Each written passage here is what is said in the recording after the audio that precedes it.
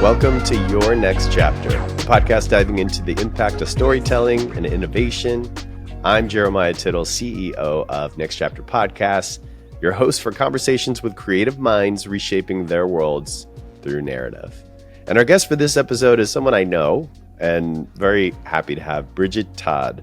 Bridget is a human rights advocate, digital organizer, producer, and host with years of experience creating content at the intersection of tech, gender, culture, and social change. She's been on the front lines of leveraging digital content to galvanize the community and affect cultural change. Bridget, welcome to the show. Oh, thank you for having me. It's so nice to be here. So we met originally on the 10 News. You were a correspondent, my partner in crime with the 10 News, News for Kids, Tracy Kaplan, got you on board. And I know that as soon as I heard your voice, your energy, I loved you immediately before I even met you. And how you became the host of Beef, I think is kind of important before we dive into, your impact work on your, let's call it your main podcast, There Are No Girls on the Internet, which I want to get to. First of all, it was such a coup that you said yes to do Beef, to be the host of Beef, because we were just, very excited about the project, and I call it my baby. And to get you as host was, everybody got so excited about it. And now we're in season 2. Amazing. It is so amazing. It's funny that you call it a coup, because as soon as you all described what you were doing with Beef and the sort of concept behind it, I was like, oh, this is a great idea. Like, I got to be part of this. Somebody is going to make a huge splash with this idea. I want it to be me. So it's like a coup on both.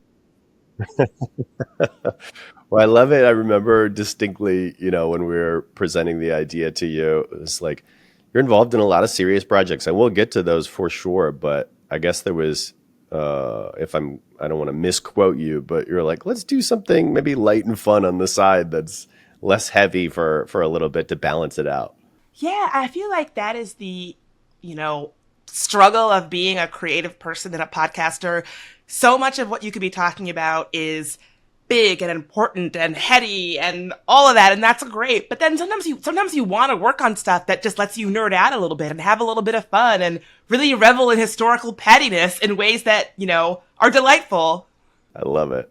Oh yeah, you got it immediately, and I'm just so glad that that all worked out, and it's still such a joy to listen to these episodes of Beef. I mean, shout out to Pete Musto, the showrunner, and senior producers alongside him, Ben Austin DeCampo and Sam Levine, and then all the writers that we've been fortunate enough to have to bring out these really interesting stories, these nooks and crannies of culture that, I had no aspiration or really knowledge of. Now I know a lot more about the pettiness that you speak of. It's really interesting. And I as a certified petty person, something I like about the angle that you've taken really is that when we think about historical figures, often we're talking about how big they were, how great they were, like what great people they were. But in order to achieve big things that you are remembered for in history, sometimes you are petty. Sometimes you have shadow side qualities, for lack of a better phrase. And I like explorations of the complexities of people's character where they weren't always so big, and the ways that actually led them and drove them to be these figures that we remembered, or who accomplished something, or who had that drive to be great, Yeah, it's so true. Yeah, the people that we remember, whether it's Steve Jobs, and we haven't gone down the road of maybe as much of the mainstream beefs in history, but I just have found it really interesting that the complexity of the character of those people who are remembered in history, that it's not this squeaky clean. I just saw there's an official documentary of Led Zeppelin coming out, and I thought, this might be interesting, but the fact that it's official means they're going to leave out all kinds of scandalous stuff that I even really care? I want the as unofficial as they come story. Give me the gossip, give me the juice. That's what I want. I want the tea-filled version. Yeah, 100%. All right. Now, not that the rest of the podcast has to be serious, but let's get into some of the, like, the purpose of this podcast is to highlight how, well, one part of it is like that podcasting is a powerful medium. And the other is that there is, this opportunity to make a difference in the world through our expression, through whether it's podcasting or other means. And I think as someone who started their career teaching at Howard University, I was curious about how you approach teaching and writing in social change. Oh, I've actually never been asked this before, and I'm so grateful for the question because I think of teaching at Howard as like the crash course in podcasting before crash courses in podcasting were a ubiquitous thing that they are now. It was, my lessons were almost very similar to how I would script an episode of my podcast today. And the same little tricks that I find myself using when I'm talking to an audience to keep them engaged or to pull out a story or to make it applicable to their lives, I feel like I really learned how to do that in a classroom. And there is no more discerning audience than like a 19-year-old who doesn't want to be there. And so you really have to bring it if you're going to keep, butts in seats or headphones on heads or eyes on, the board in a classroom. And it really taught me a lot about how to make these stories that are often complicated or messy or confusing or, any number of things, how to make those applicable and interesting and engaging and accessible where anybody feels like they can tune in and be like, oh, I understand the takeaway here. Yeah, using these younger folks, recent adults on paper, keeping their attention and then also trying to have an impact. I mean, you've answered all my follow-up questions actually on that one. So I'm going to move on, but that's really cool to hear. So you've been involved in various areas of activism and digital strategy. How do you see the intersection of storytelling and activism evolving in this digital age? Yeah, I mean, it's one of the reasons why I'm a podcaster is because I think it is the ultimate medium to use story and voice to shape people's understanding of complicated, important issues. You could read an op-ed about something written in someone's voice and be like, oh, okay, I get it. But then you can hear them tell a personal story about why they've come to feel the way they do about this issue, how it showed up for them, how it impacts their life, why you should care about it too. And I just swear there is something about it that just cuts to the bone that much quicker. And so it's one of the reasons why I love podcasts. I want to work with folks who are interested in social change. I think they should all be in the space, whether it's as a guest on a podcast, having their own podcast, putting ads on podcasts, because people want to hear things explained to them in a way that they can understand, follow along with, follow the story, and really connect with. I think that there's no better medium to do that than the audio medium. It is like a very special, intimate. Absolutely. No, I love your explanation of that. And I, something that, I think you hold the feet to the fire of big tech companies. I see it all the time on your social feeds, and I know it's really important what you do in the area of disinformation. In this age, it just seems so important, and particularly in the context of There Are No Girls on the Internet, your podcast.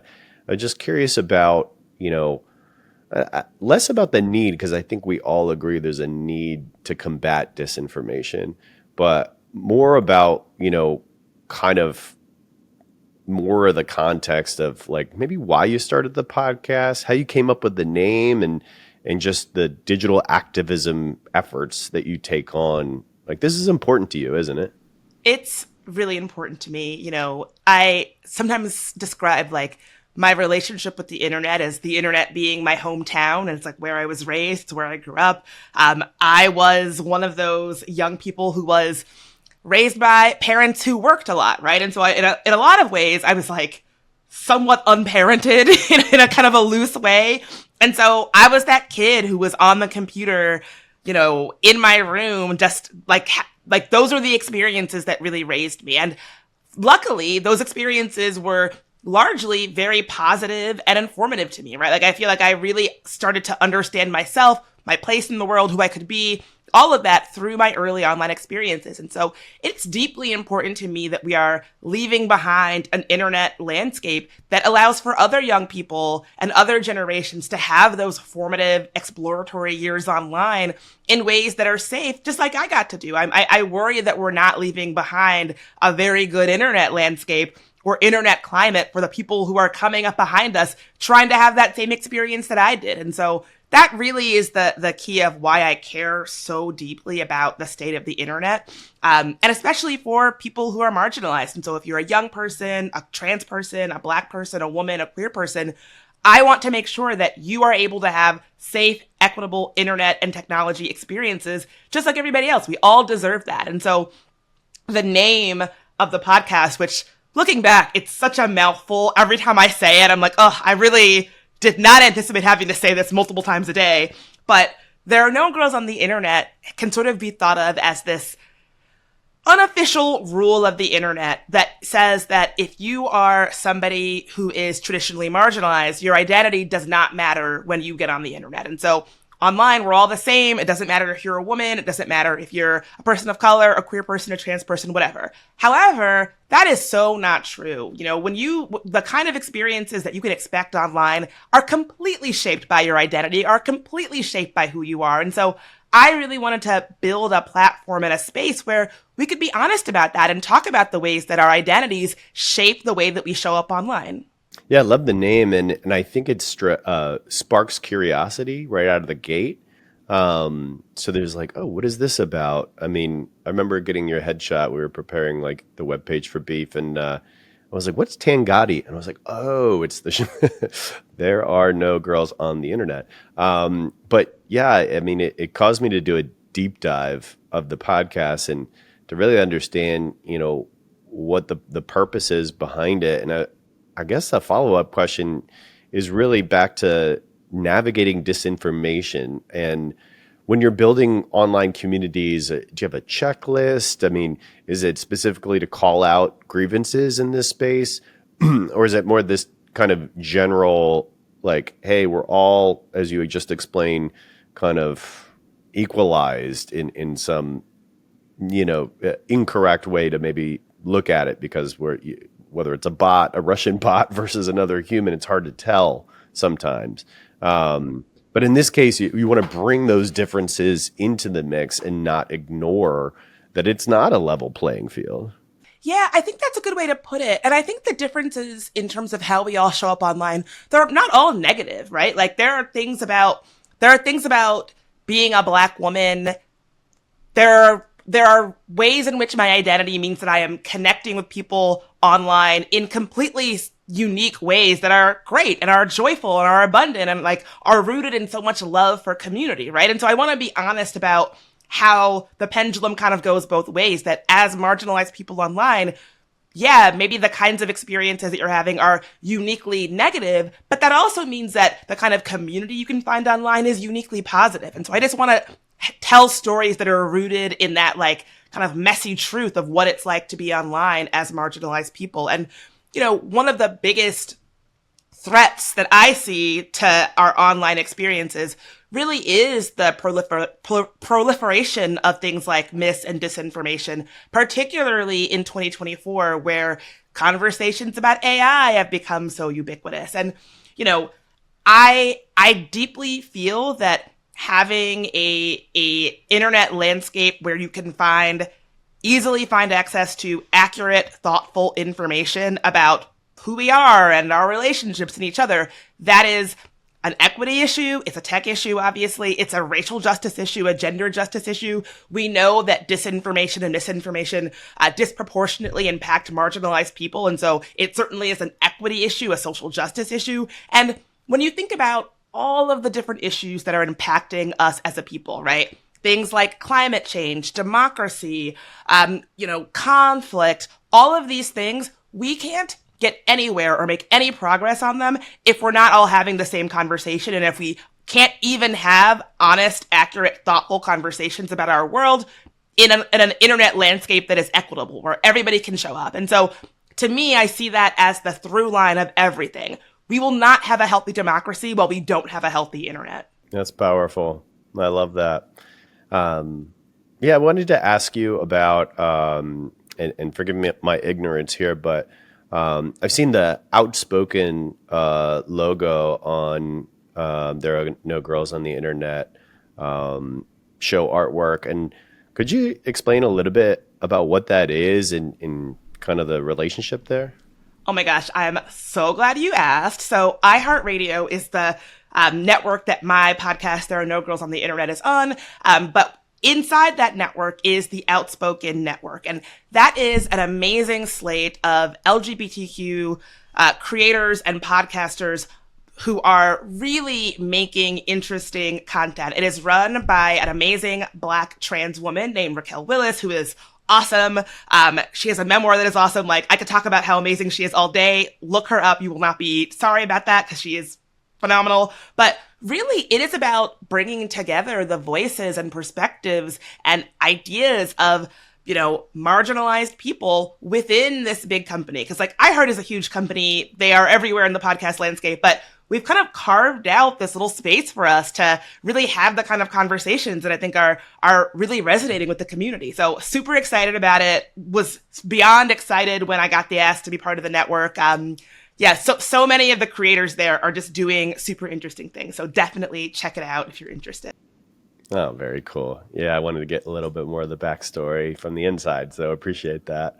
I was going to ask you, given your experience in coordinating digital strategy for organizations like Planned Parenthood and the Women's March, how do you see podcasting fitting into broader advocacy efforts? Oh my God. I mean, there are few organizations that I think are like fully utilizing the power and harnessing the power that is potential in podcasts. Like, some are out there and I applaud the ones that are there, but we've had podcasts that have led to tangible real world change. Serial comes to mind. They're like the idea that, like, I have seen so many times creative works leading to actual change in the world. And I think that podcasts are this vast undertapped medium where that could be happening. People could be explaining their actual stories to people that would be their supporters, the people who would take the action that they are hoping people take in the world. And podcast listenership, like, when I said that it was an intimate special medium, I wasn't just, that's not just a cool thing to say. Like, the data is very clear that the people who are listening to podcasts, like the audience of people who tune into podcasts regularly, those are action takers. Those are people who, if you want someone to call their lawmaker, those are people who are going to be likely to do that, right? Not to mention the kind of intimate relationship that people have with their podcast hosts, right? Like, I sometimes fall asleep with my favorite podcast host talking in my ears when they tell me to do something, and they tell me to do something in a way that is like full of conviction. I do it. And so I think that if you are someone who is in the advocacy space or the policy or politics or social change space, you should be showing up in the podcast space. It is just a no-brainer. Yeah, I recently saw, I think there was a Peabody Award given to a recent podcast, and it was the fifth Peabody that podcasts have won. And I believe just last year or earlier this year, the Pulitzer Prize had been given to a podcast. So those are legitimate awards. No offense to our little industry here, that growing industry of podcasting with our various awards. Beef nominated for an Ambies. We were really proud of that this past March in LA, where we missed each other, sadly. But I think all of that really goes to show the impact of podcasting and the opportunity there is in this kind of independent media space. Yes, it's getting maybe more commercialized and consolidated, podcasting, the industry, but to have real journalism happening and real awards from these established institutions, I think is a huge endorsement for the gaps in traditional broadcasting and the opportunities that podcasts, just in general, speaking in kind of general terms, have been able to navigate and win some awards. I think is a huge endorsement. Oh, absolutely. And I have to say, like, I completely agree with you. But for me, it's almost like a little bit bittersweet because, I have been doing podcasting for a real long time, even before Serial was a thing. And as happy as I am to see this sort of new professionalism in the space, I was there for those early days when nobody in the space knew what the heck they were doing because this was such a new thing, and where people were, try all of the little things that are hallmarks of podcasting today, like maybe when you log off, you say a little slogan that you say, like, oh, stay sexy, don't get murdered, whatever.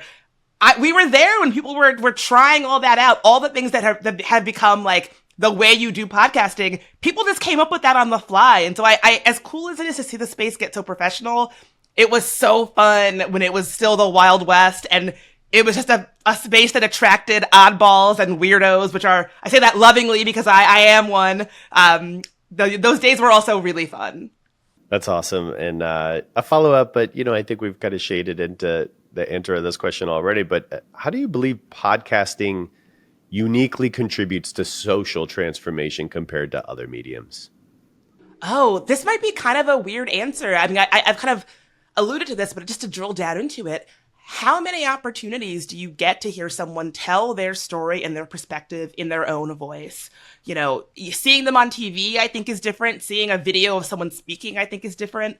I think when you put on a pair of headphones and you hear somebody, you hear the crackles in their voice, you hear where they have to pause to gather their thoughts, you hear them grappling with something in real time. That is such a raw, intimate opportunity to really understand somebody and really like understand where they're coming from. And so there's just something special and unique about that medium that just really, it'll always speak to me. Like, I am an audio girly, true and true. I always will be. Other mediums will come and go, but for me, it is audio forever. I love that. I think it was James Brown, the longtime sports broadcaster at JB, as he's known on TV. I remember he was doing something while I was producing at SiriusXM. I was doing some radio work, and just talked about his love for radio and how it just cannot be matched in terms of the authenticity factor. We know authenticity is so important in podcasting to really connect with an audience. And but that just really, and radio and podcasts are different, but that just really stuck with me. Like, ever since then, just, you can't be fake on the radio. You can't fake it. You can be the most attractive person in the world and be on TV, and you could just read a teleprompter that maybe you wrote, maybe your producer, someone else wrote for you, and get away with it is my point of view. But in radio, in hosting a podcast, like, I don't think you can fake it, or you can't get away with it. No, and you could try, but it's not engaging. Like, not to knock, like, I think everybody who wants to have a podcast should, like, try it out. But, like, when big celebrities are like, I'm going to start a podcast, I'm always like, do it for 3 months and get back to me. Do it every week for 3 months and get back to me. Because you have to bring it in a certain way that can't be faked. And, it's sometimes that's for better or for worse, because Lord knows I have had my off days, and I hear myself and I'm like, yeah, that sounds like somebody who is having an off day, who is trying their best to fake it, but it's not working because you can't fake it in audio. Like, it's so true. It's like, it is a medium that demands authenticity. Well, you heard it here first. Bridget Todd has off days, is actually human. Is not many off days. Oh, this has been so fun. The last question we ask every guest on Your Next Chapter is pretty straightforward. What's your next chapter? What do you got on tap? You always have cool stuff cooking. No pressure if you're sworn to secrecy, but would love to know what's next for you, or what goals do you have? What would you like to accomplish in the future here? Well, as much as I love audio first forever, I'm really interested in branching out. Like, I think, I'm interested to see how many of the stories I tell could live in other mediums. Like, maybe there's a docu-series, maybe there's a book, maybe there's a show, like, who knows? I'm really curious to see how many of these beautiful, layered, nuanced audio-first stories could also live and breathe in other mediums. So, yeah.